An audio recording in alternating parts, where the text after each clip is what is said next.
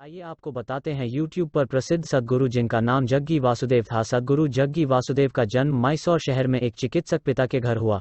बचपन से ही वासुदेव दूसरों की तुलना में काफ़ी अलग थे।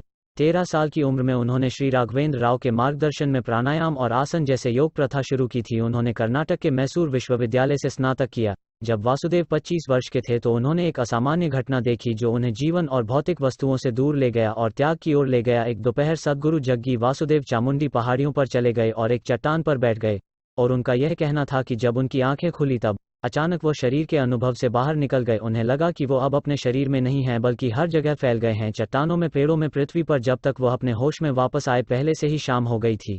उसके बाद के दिनों में वासुदेव ने एक बार फिर से स्थिति का अनुभव किया। कई बार जब भी उन्हें ऐसे अनुभव होते थे वह अगले 3 या 4 दिनों के लिए भोजन और नींद त्याग देते थे।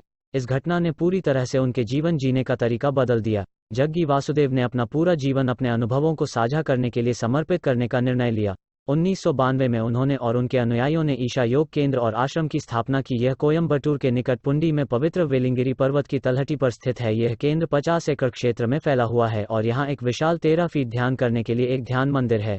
इस परिसर में एक बहुधार्मिक मंदिर भी है जिसे 1999 में पूरा किया गया था। ऐसा कहा जाता है कि ध्यानलिंगम में रोगों का अभाव होता है और अच्छाई और समृद्धि होती है। चूंकि यह एक ध्यान केंद्र है इसलिए माना जाता है कि वहां उन लोगों से ऊर्जा का जलाशय है जो यहां पर ध्यान करते हैं। लोग ध्यानलिंगम के अंदर बैठ सकते हैं और जितना चाहें उतना ध्यान कर सकते हैं। हमारे साथ बने रहने के लिए अभी शेयर और सब्सक्राइब करें हमारे री ऑथ यूट्यूब चैनल को। धन्यवाद।